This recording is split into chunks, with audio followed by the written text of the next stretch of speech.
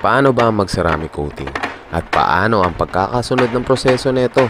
Tara at panoorin natin at alam namin na marami kayong matututunan dito. Kaya pwede nyo din gawin sa mga motor nyo at sa mga sasakyan nyo. Kaya tara at umpisahan na natin. Let's start guys, tuturuan namin kayo mag-ceramic coating. So first step tayo at ayan, iwawash nyo muna yung unit na gagawin nyo. So aalisin natin yung mga alikabok at langis at ayan, so kailangan natin sabunin na maayos pati yung mga pinakasulok-sulukan ng motor nyo. So kailangan po natin linisan yan, alright?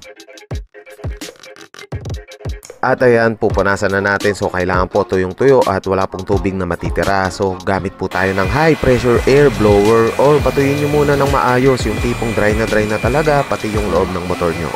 Okay guys, tapos na tayo mag-wash. Nakita nyo paano natin winash yung unit na to. Guys, bago kayo mag-start ng ceramic coating, no, kailangan po nating ikutin yung buong unit. So i-check po muna natin kung meron siyang gas-gas bago natin i-proceed sa ceramic coating. Kasi para alam din ng owner ng scooter na to kung meron siyang gas-gas, pwede mo nang ayusin bago i-ceramic coating. Magdi-decide siya kung gusto niyang i-ceramic coating kahit meron siyang mga gas-gas. Pero para sa akin, syempre, gusto namin yung mas maayos na trabaho. Ito namang Aerox na to, nakita ko na wala naman siyang ganun na gas-gas talaga. So meron siya dito, mild lang, mark scratches lang.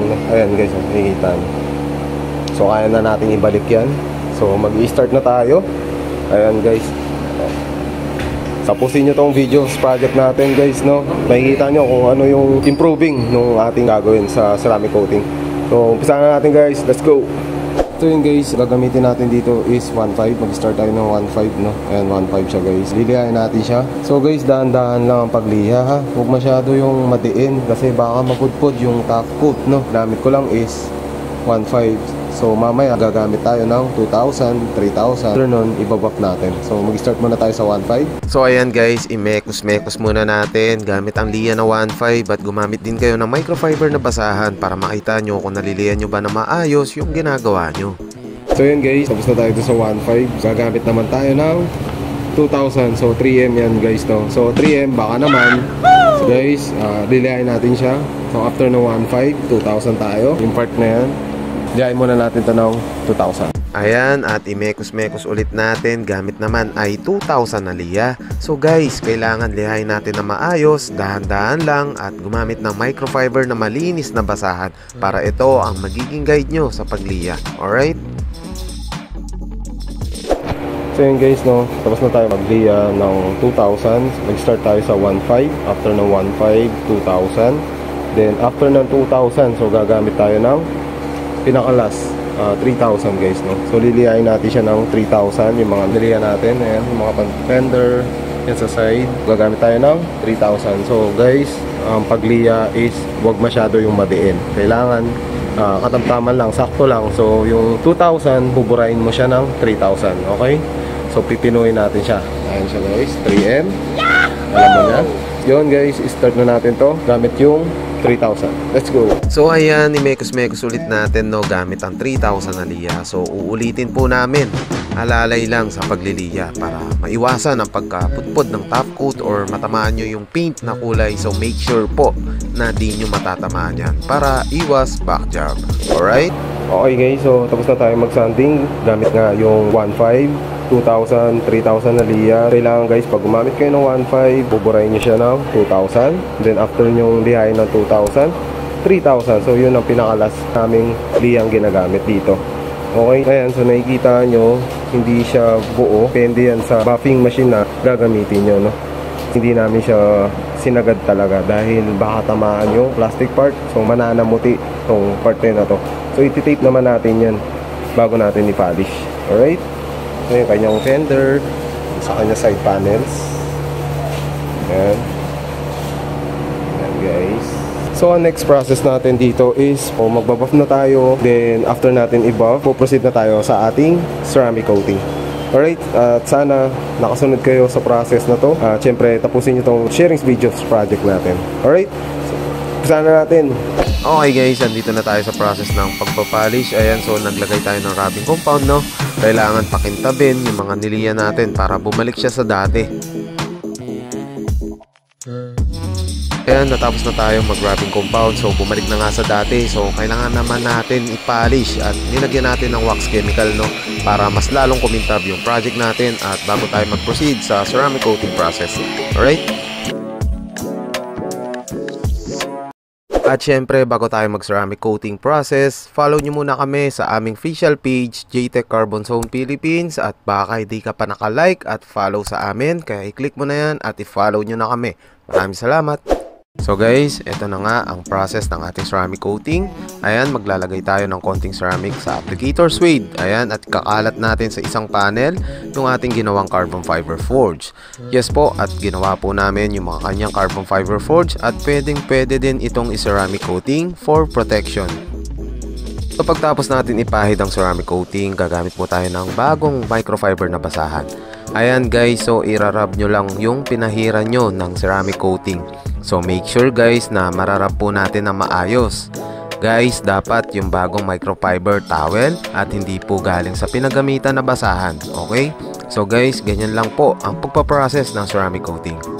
At syempre, kung naguguluhan kayo sa process ng ceramic coating, pwede nyo po kaming rektahin sa aming official page para matulungan namin kayo. Syempre, libreng-libre lang yan, alright? At sa mga nag-i-inquire kung ano mga benefits ng aming 10-inch non-ceramic coating, guys, ito at makikita nyo sa screen. Ayan guys, meron tayo ditong super hydrophobic, super glossy finish, scratch and swirl marks protection, high strength, high toughness, high water resistance, effective protection of paint, easy cleaning, low maintenance, and chemical resistance. So guys, ito po yung aming benefits ng ating 10-inch non-ceramic coating. Okay? So yun guys, nag-ceramic coating tayo ng kanyang outer fairings, and then kasama din dito yung kanyang headlight, rear tail light, kasama din yung mga kanyang signal light. So pwede din po natin lagyan ng ceramic coating yan. At syempre, bibigyan din natin ng ceramic coating yung kanyang mga mags para mas lalong protektado sa biyahe. Tapos na nga tayo mag-apply ng ceramic coating, dito naman tayo sa kanyang mga inner parts. So dinidetail na lang po natin yan para manumbalik yung kanyang isura, dahil minsan hindi natin maiwasan yung kanyang pananamuti. Okay guys, dito na tayo sa last process. Ito ay ang shortwave infrared curing system. At sa mga nag-i-inquire kung ano mga benefits na ito, so guys, papakita ko sa inyo sa screen. Okay guys, meron tayo ditong better adhesion, shorter cure cycles, multi-positioning, dust and dirt minimize, adjustable heat, timer capabilities, energy efficient, and environment friendly. So guys, ito ang benefits ng ating infrared curing system.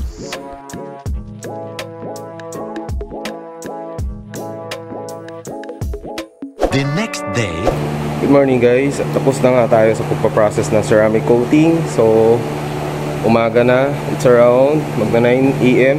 So nagpatuyo tayo ng whole night. Then eto na siya. Tingnan natin yung resulta ng ating ginawa kahapon.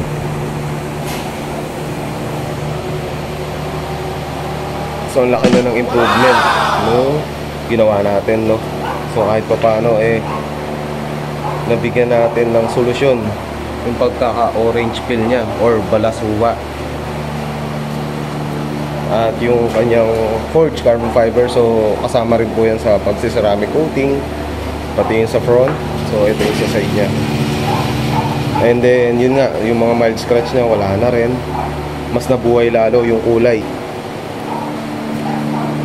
Then yung mga inner parts niya guys, no, so dinetails natin yan bago namin i-deliver. So tatanggalin muna namin yung mga alikabok. So i-sprayan lang namin ng hangin para kahit pa paano mawala yung mga dust, yung mga alikabok niya. Naka-ceramic coating na to, naka-paint protection na siya. So kahit meron siyang mga alikabok na yan, so madali na lang siyang linisin. So papagpagan mo lang yan, i-wipe out mo lang ng mga basahan or feather duster, no?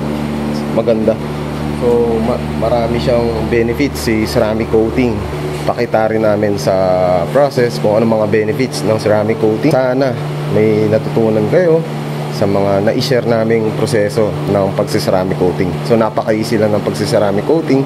At sa mga naguguluhan sa proseso or hindi maintindihan, guys, DM lang po kayo sa aming official page, JTech Carbon Zone Philippines. Siyempre, follow nyo na rin po kami at i-share nyo na din yung ating sharing videos project para mas lalo tayong dumami.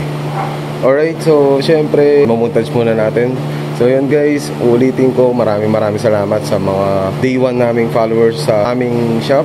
Abangan nyo yung mga susunod na project natin. Meron pa kaming na-share pa sa inyo na mas marami pa. So abangan nyo yan. So yun lang guys, at maraming salamat po. Kita-kits tayo sa next project. Let's go!